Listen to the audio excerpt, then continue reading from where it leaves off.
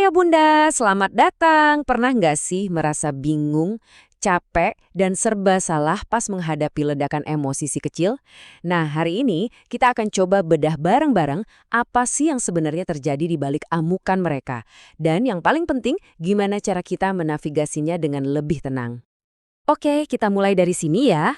Sebuah kalimat pendek, tapi rasanya jelek banget di hati. Bikin sakit, bingung, dan mungkin kita jadi bertanya-tanya, salahku di mana ya? Tapi, tunggu dulu, apa benar itu yang mereka maksud? Atau ada sesuatu yang lebih dalam di balik kata-kata itu? Ini dia peta perjalanan kita. Kita bakal mulai dari apa yang kelihatan di permukaan ya, puncak gunung esnya. Terus kita bakal nyelam ke bawah buat ngintip apa yang tersembunyi. Habis itu kita cari kuncinya, biar tenang, hindari jebakan-jebakan umum, dan kita lihat gimana semua ini nyambung sampai mereka dewasa nanti. Oke, bagian pertama, puncak gunung es. Nah, ini adalah bagian yang paling kita kenal, ya. Perilaku-perilaku yang bikin kepala pusing, bikin stres, dan jujur aja deh, kadang bikin malu kalau pas lagi di tempat umum. Kalau ayah bunda pernah mengalami salah satu atau bahkan semua ini, tenang. Anda nggak sendirian kok. Ini adalah pengalaman yang super umum dan emang bener-bener menguras energi banget bagi hampir semua orang tua. Oke, sekarang waktunya kita pakai kacamata selam dan menyelam ke bawah permukaan. Apa sih sebenarnya yang jadi pemicu teriakan, lemparan barang, dan drama yang kita lihat tadi? Coba deh bayangin sebuah gunung es. Perilaku tantrum yang kita lihat, teriakan, tangisan, guling-guling, itu cuma puncak kecilnya aja yang kelihatan di atas air. Di bawahnya ada bagian yang jauh lebih besar, yaitu dorongan biologis dan psikologis yang nggak kelihatan. Nah, ini nih inti masalahnya dari sisi sains. Pas anak tantrum, bayangin deh, di otaknya itu ada alarm emosi yang namanya amigdala. Alarm ini lagi nyala kenceng banget, bunyinya nyaring, lampunya kedap-kedip merah. Sementara itu, pusat logika atau si kaptennya otak lagi mati total, bener-bener offline.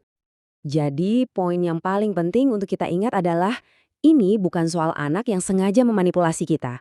Ini murni soal perkembangan otak. Mereka itu ibaratnya lagi tenggelam di lautan emosi yang dahsyat, dan mereka belum punya kemampuan untuk berenang ke tepian sendirian. Jadi ingat ini ya, setiap perilaku itu adalah cara mereka berkomunikasi. Pas mereka nolak pakai baju pilihan kita, mungkin pesannya adalah, aku butuh sedikit kontrol atas diriku. Pas mereka rewel sore-sore, mungkin pesannya simpel, aku lapar, atau aku capek. Amukan mereka itu adalah pesan yang belum bisa mereka ucapkan lewat kata-kata. Oke, setelah kita tahu kalau otak logika mereka lagi offline, terus gimana dong cara kita merespons secara efektif di tengah badai emosi itu? Nggak mungkin kan kita ikut-ikutan offline juga? Ini dia mantra saktinya ayah bunda. Terhubung dulu, baru koreksi. Ingat ya, otak logikanya kan lagi mati. Ngasih nasihat saat itu juga sama aja kayak ngomong sama TV yang kabelnya dicabut. Nggak bakal nyambung. Jadi, tugas kita adalah colokan lagi kabel koneksi emosinya, baru deh kita bicara. Ada beberapa alat bantu lain yang juga ampuh. Pertama, mereka perlu pinjam ketenangan kita. Kalau mereka panik, kita harus jadi jangkar yang kokoh dan tenang. Kedua, bantu kasih nama emosinya. Kakak kelihatannya kecewa banget ya. Ini secara ajaib bisa bantu otak mereka jadi lebih adem. Ketiga, kasih pilihan terbatas biar mereka merasa punya kontrol. Mau sikat gigi dulu atau ganti baju? Piyama dulu. Nah, sekarang kita bahas kebalikannya. Yuk kita lihat dua respons umum yang kelihatannya menyelesaikan masalah saat itu juga, tapi tanpa sadar justru bisa memperburuk keadaan buat jangka panjangnya. Sering banget karena kita udah frustrasi atau kelelahan, kita jatuh ke salah satu dari dua jebakan ini. Jadi terlalu keras dan galak, atau sebaliknya jadi terlalu lembek dan serba menuruti. Dan inilah pelajaran jangka panjang yang tanpa sadar kita ajarkan ke mereka. Kalau kita terlalu keras, mereka belajar kalau emosi itu berbahaya dan harus dipendam. Kalau kita terlalu lembek, mereka belajar kalau tantrum adalah senjata paling ampuh buat dapetin apapun. Pilihan kita hari ini benar-benar ngebentuk cara mereka ngelola emosi seumur hidup loh. Mungkin ayah bunda sekarang bertanya-tanya, ini kan cuma fase balita aja, nanti juga kalau udah gedean dikit bakal hilang sendiri. Yakin? Apakah ini punya dampak yang lebih permanen? Nah, ini pertanyaan yang krusial banget. Apakah kegagalan kita dalam mengajarkan skill regulasi emosi di usia dini ini bakal kebawa sampai mereka dewasa? Jawabannya, sayangnya, iya, sangat berpengaruh. Masalah ini tuh nggak menghilang begitu aja, Ayah Bunda. Dia cuma berevolusi, ganti baju. Tantrum di usia balita bisa berubah jadi perilaku impulsif di usia remaja, dan berujung jadi kesulitan kronis mengelola stres dan amarah saat dewasa. Nah, ini dia koneksinya. Perilaku-perilaku ini kedengarannya familiar nggak? Ini semua sebetulnya bukan tanda orang dewasa yang jahat loh.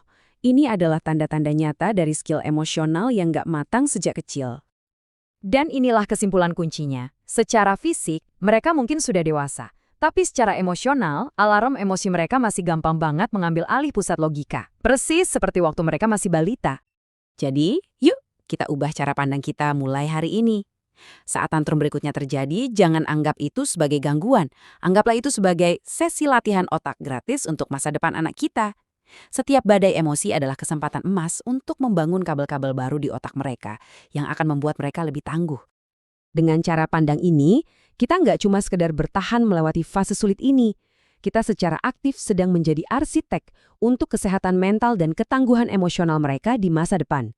Jadi, pertanyaannya sekarang adalah, gimana cara ayah bunda akan menggunakan badai emosi berikutnya sebagai sebuah kesempatan emas?